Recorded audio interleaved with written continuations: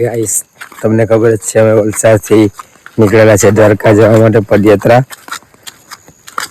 આજે અમારો 6ઠ્ઠો દિવસ છે અને અમે સવારના રાત્રે અમે મહીસાગર નદી પાસે હતા અને ત્યાંથી અત્યારે મહીસાગર માના મંદિરમાં રોકાયા હતા.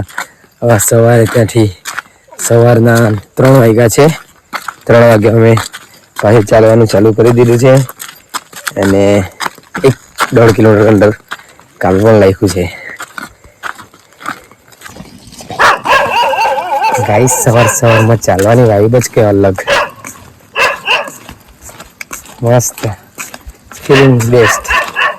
સવારમાં પક્ષીઓનો કલરવ સાંભળવાનો મળે, કોયલ ગુંજે, મોર બોલે, મસ્ત વોઇસ કેટલો મસ્ત આવે, ફીલ થયા કરે. ખબર નહીં અચાનક ગરમીના મોસમમાં બી ઠંડી એટલી લાગવા લાગી છે ને ગોદડાની જરૂર ધાબળાની જરૂર પડી છે અમને. બહુ ઠંડી લાગતી છે. અમે છે ને વિચારેલું હતું કે ઉનાળાના મોસમમાં બી ઠંડીનો અહેસાસ થાય, પણ લીપતે 2 વાર તાઈપા છે હલગાઈને તાઈપા છે. આજે પહેલી વાર અમને આજે 6ઠ્ઠા દિવસ અમને ઠંડી લાગવા લાગી. એવો જબરદસ્ત. ભગવાનને ખબર પડી કે પૂરા તાપ બોલાવતો હતો, બીજું કઈ નહીં બોલે એટલે ભગવાન તો વાતાવરણ ઠંડુ કરી લાગ્યું અને અમારે સારું ચાલવાનો રસ્તો આસન કરી લાગ્યો. અને આપણાને વડે શું પૂછે કે તમારું ગળું પડી ગયું. આપણું ગળું કેમ પડ્યું? ભાઈ ગળું કેમ પડે ખબર? તમે ઘેર બેસી રહેવાથી કઈ થાય ને રસ્તે ટાઈમ પર શું કરીએ? મોબાઈલ તો જોવાનો ટાઈમ મળે નહીં, કેમ કે મોબાઈલ જોવા ગયા પછી ટ્રકમાં ધ્યાન લઈ જાય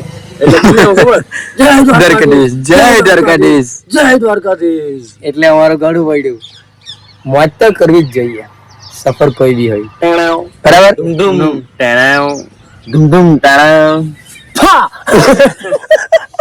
इतनी जल्दी सामने आ गया जैसे खाने को आना था. चलो आगे बढ़ते हैं यहाँ से, बहुत आगे जाना है.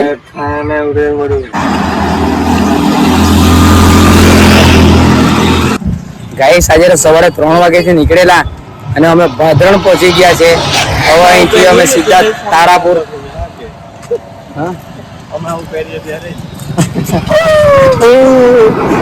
ગરમી એટલી લાગતી છે, કઈ ઠંડી બહુ લાગતી સવારમાં. અત્યારે જરાક ગરમી લાગતી છે, જરાક સારું ફીલ થતું છે. બાકી તંબાકુ તો બહુ બધી ખેતી કરે ભાઈ. ગાઈસ હજી નજીકથી આવે ખેતર બતાવું તમને. આલુ આ બી જ છે, ખાતરા કાપી લીધેલા એમ. ગાઈસ આ તંબાકુના ખેતર છે. જો ની તંબાકુને આ રીતના પાતરા કાપીને આમ જ જમીન પર નાખી દઈ, અહીંયા સુકાઈ જાય તો અહીંથી વણી લઈને પછી સૂંડી કાઢીને પછી ભૂકો કરીને આપી દઈ. સવારના અમે નીકળેલા 3 વાગ્યા અને 20 કિલોમીટર અંતર કાપીને ફાઇનલી અમે આવી ગયા તારાપુર હાઈવે પર. હાઈવે તારાપુર વાળો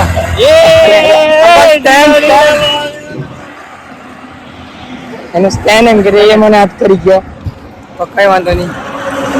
આ રસ્તો સીધો જાય છે. મારું તો ગળું પડી ગયેલું. આજે કોમેડી 2 આપણે મેં નહીં પડી બધું કારીગર ને કારીગર. Yes I am welding all.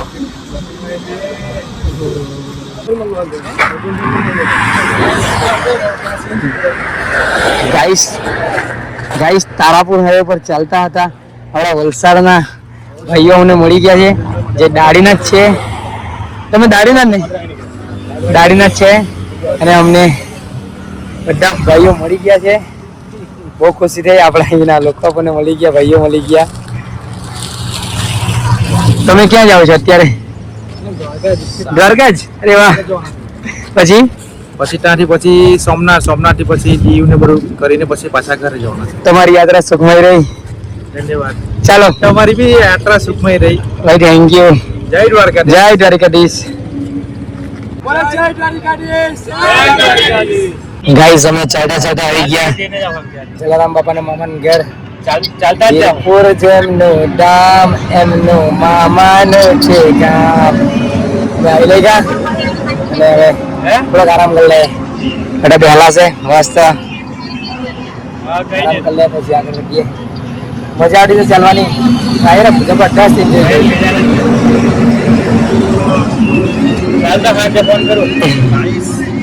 આ લેટેસ્ટ ભક્તો છે એટલે જરાક આમ તો થાય જ એક નંબર ગાઈસ આજનો વ્યૂ જો તમે વ્યૂ જો એક નંબર દેખાડો છે એક નંબર થોડીક સમય મારી કેમેરામાં કેપ્ચર કરતો રહી ગયો કારણ કે જ્યારે કેપ્ચર કરવાનું ત્યારે હું વિડીયોમાં લાગેલો હતો મારો વિડીયો બનાવવાનો ભાઈ એક નંબર છે વ્યૂ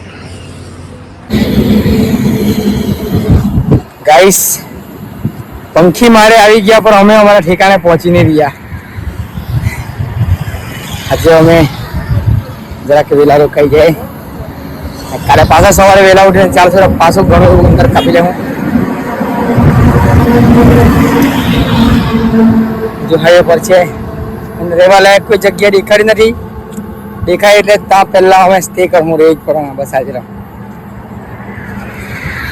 ગાઈસ આજે અમે રોકાવાનો પ્લાન બીજી જગ્યા નતો પણ આ હોટલનું નામ જોઈને અમે અહીંયા ખાલી પાણી પીવા માટે આવ્યા અને અહીંયા માસીનો સ્વભાવ જોયું અને અહીંયા પગપાળા સંઘ માટે ફ્રી જગ્યા છે એવું લખેલું એટલા માટે આજે અમે અહીંયા રોકાઈ ગયા અને આજે અંબાલાલ કાકાએ પણ ખતરનાક આગાહી કરી દીધેલી છે એટલા માટે અમારે હવે અહીંયા રોકાવા જ પડવાનું અમારા માટે અગાડી કોઈ સુવિધા નથી ગાઈસ તમે પણ આવો તો આ હોટલ પર તમે જરૂર રોકાજો કારણ કે અહીંયાના માસીના સ્વભાવ એ બહુ મસ્ત છે તમારા મમ્મીના આપણે કેમ સંબંધમાં જે માસી હોય એવું ફીલ થશે તમને હા ને અમારા માટે એમણે અમે બહુ આગ્રહ કર્યો બહુ ના પાડી તો પણ માસી અમારા માટે ખાવાનું રેડી કરતા છે રોટલી ને ખીચડી ને બધું રેડી કરતા છે અમે બહુ આગ્રહ કર્યો બહુ ના પાડી પણ ના સમજે એટલા માટે પછી શું કરીએ આપણા માટે તીર્થયાત્રા પર નીકળેલા હોય અને કોઈ આટલું આગ્રહ કરે તો આપણાથી ઠોકરાવાય તો નહીં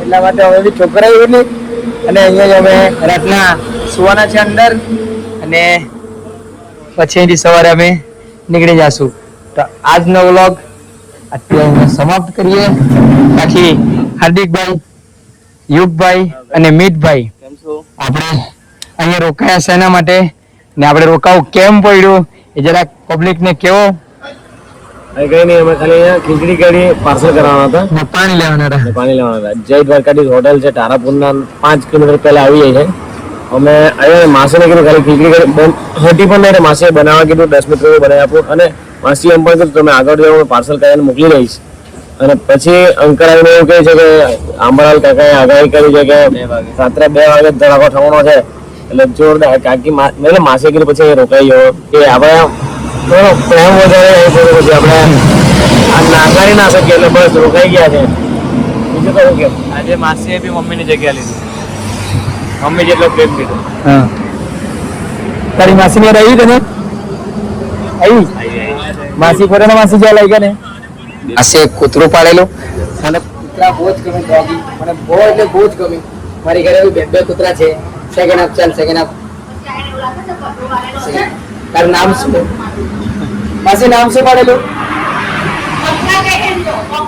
બક્કો બંકો બંકો બંકો બંકો બંકો બંકો અરે વાહ ચાલ મેં જામ આરામ કર બરાબર તો સાંજે ખાઈ લે વ્લોગિંગ તો કરવાનું છે કાલે બી ને પરમ દાડે બી ને ક્યાં હુઆ તમે પણ દ્વારકાધીશના દર્શન કરવા જાઓ ને તો તારાપુરથી ખાલી 5 કિલોમીટર અંતરમાં પહેલા આ હોટલ આવતી છે તમે આવો તો જરૂર આવજો માસી પ્રેમાળ છે આજનો વ્લોગ અમે અહીંયા સમાપ્ત કરીએ આપણે અને હા આગળનો વ્લોગ આવી જશે ફટાફટ બાય બાય જય દ્વારકાધીશ ગુડ નાઇટ